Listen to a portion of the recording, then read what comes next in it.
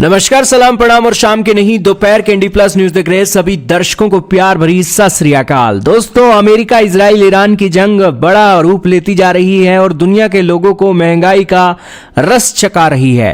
और इसी बीच अमेरिकी राष्ट्रपति ट्रंप का भी गुस्सा 7वें आसमान पर चल रहा है और आज वो आए हैं और उन्होंने अपनी स्टेटमेंट के अंदर नाटो के देशों को कोवर्ड यानी कि कायर बोलना शुरू कर दिया है।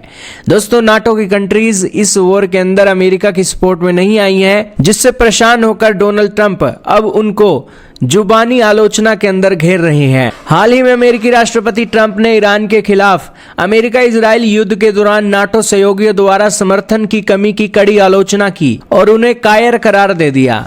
ट्रंप ने एक पोस्ट में लिखा, अमेरिका के बिना नाटो एक कागजी शेर है। उन्होंने सदस्य देशों पर परमाणु शक्ति से लैस ईरान को रोकने की लड़ाई में शामिल होने से इनकार करने का आरोप लगा दिया और कहा कि यह संघर्ष अब न्यूनतम जोखिम के साथ सैन्य रूप से जीत लिया गया है। ट्रंप ने अमेरिका के प्रमुख सहयोगी देशों और अन्य देशों से जिनसे युद्ध के संबंध में कोई परामर्श या सलाह नहीं ली गई थी, होर्मुज स्ट्रेट से होकर गुजरने वाले जहाजों की सुरक्षा सुनिश्चित करने में मदद करने का आह्वान किया।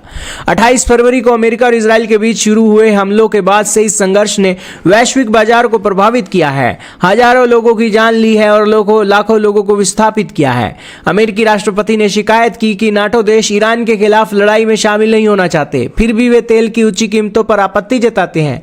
उन्होंने विशेष रूप से स्ट्रेट ऑफ हॉर्मुज का जिक्र करते हुए इसे एक साधारण सैन्य अभ्यास और तेल की ऊंची कीमतों का एकमात्र कारण बताया और कहा कि कम जोखिम होने के बावजूद सहयोगी देश मदद करने को तैयार नहीं है। लेकिन इसी बीच ट्रंप ने आगे कहा कि वे कायर हैं और हम इन्हें याद रखेंगे।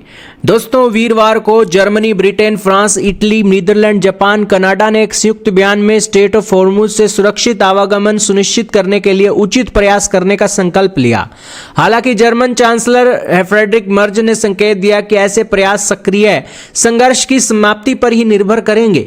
ब्रुसेल्स में यूरोपीय संघ के शिखर सम्मेलन के बाद फ्रांस के राष्ट्रपति ने कहा कि हम अंतर्राष्ट्रीय कानून की रक्षा करना और तनाव कम करने को बढ़ावा देना चाहते हैं।